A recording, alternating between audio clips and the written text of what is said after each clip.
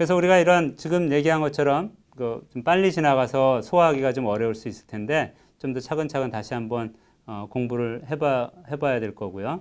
그래서 여기에 우리가 포텐셜, 그럼 만약에 이제 우리가 이제 이렇게 하고 나면 굉장히 재밌는 것 중에 하나는 만약에 우리가 어떤 스칼라 포텐셜이 있고 스칼라 포텐셜의 그레디언트가 되는 거는 벡터가 되니까 만약에 스칼라 포텐셜이 하나 있으면 그거의 그레디언트를 취하면 그게 그러니까 물리적으로는 이게 이제 포텐셜 에너지고 그 포텐셜 에너지의 마이너스의 그레디언트 취하면 그게 힘을 나타내는 포스 필드가 되는데 이 두 개 사이의 개념을 우리가 확장해서 보면 이렇게 되는 거에서는 이 힘이라는 거가 어떤 것에 이렇게 스칼라 함수의 그레디언트 역할을 하는데 문제는 그레디언트가 벡터이긴 한데 벡터를 내가 이렇게 벡터의 컬과 컬을 이 두 개를 이것도 벡터고 벡터니까 이게 존재할 거 아닙니까? 근데 문제는 똑같은 벡터잖아요. 근데 우리가 앞에서 무슨 얘기를 했냐면 이렇게 A하고 B를 했을 때 이 컬이라는 거의 의미가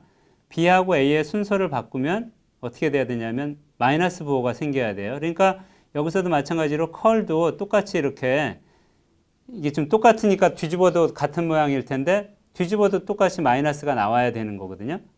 그러니까 자기의 마이너스하고 같으려면 어떻게 돼야 되냐면 0일 수밖에 없는 거예요. 이걸 좌변으로, 이것을 내가 좌변으로 옮기면 그러니까 2배의 그레디언트가 0인 거죠.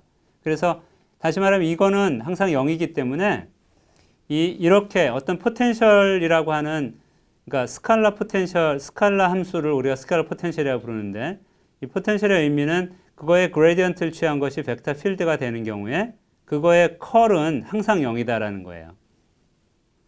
그러니까 컬이 항상 0이면 우리가 앞에서 스톡스 이론에 따라서 보면 컬이 0이면은 이게 컬이 0인 영역이 이렇게 있을 때 이 안에 컬이 0이면 이거가 이렇게 0이면 요 라인을 따라서 뺑 돌아서 적분하는 이 적분이 있을 거 아니에요? 그러니까 앞에서 스톡 디어럼의 정의를 보시면 잠깐 갑시다.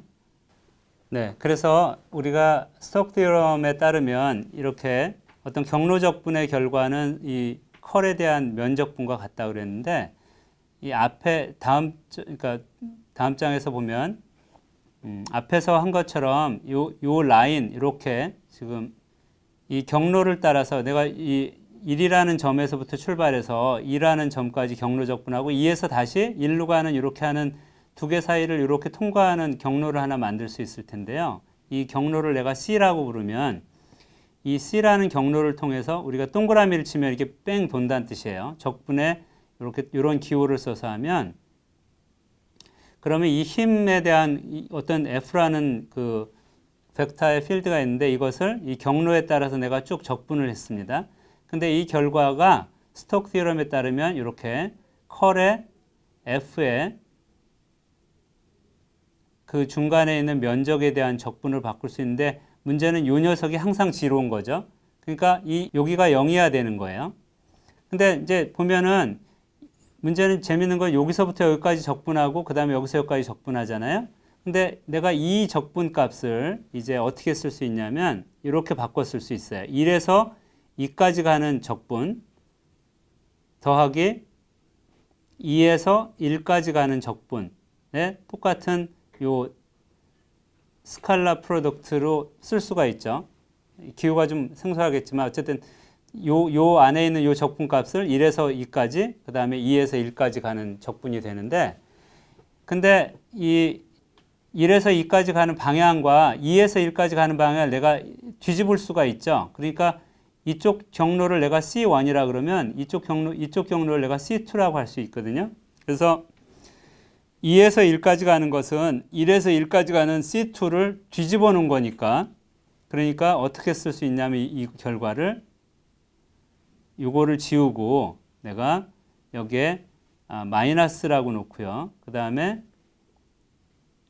이렇게 1에서 2까지 가는데 이거는 C2의 경로고 이쪽은 C1의 경로라고 할 수 있어요. 그러니까 이 결과가 빵인 것은 다시 얘기하면 여기다 내가 이제 다시 적으면 이 C1을 따라서 F를 적분한 결과하고 그다음에 C2를 따라서 F를 적분한 결과가 같다는 의미예요.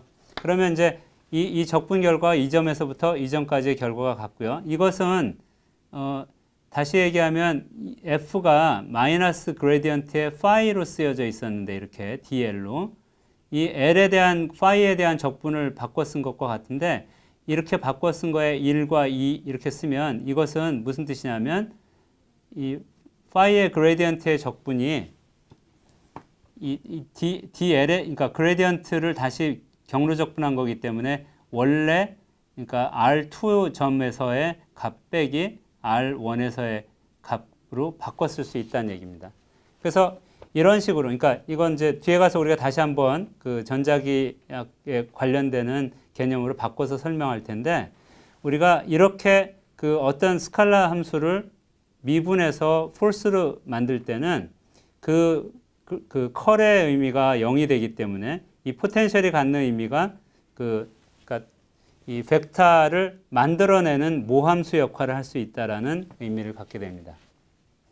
이번 주 강의에서는 그래서 벡터에 대한 적분에 대한 그 개념을 우리가 한번 리뷰를 했고요. 특히 그 안에서 그 벡터 중에 특별한 벡터인 그레디언트가 갖는 그러니까 그레디언트에 대한 그 적분이 라인 적분, 면 적분, 그 다음에 부피 적분이 그 다이버전스나 컬에 대한 특별한 의미가 있다. 그리고 그 그레디언트로 그러니까 어떤 스칼라 함수의 그레디언트로 표시되는 어떤 벡터 필드는 이 지금처럼 그 닫힌 경로에서의 적분이 그 0이 되는 그리고서 그 시작점과 끝점에 의존하는 어떤 스칼라 포텐셜의 값으로 대신된다는 그러한 의미를 살펴봤습니다. 다음 강의에서는 그러니까 이거에 대한 그 전자기적인 의미로서 가우스 티어럼을 이제 전자기학의 가우스 법칙으로 우리가 다시 한번 생각해 보는 그런 시간을 갖겠습니다.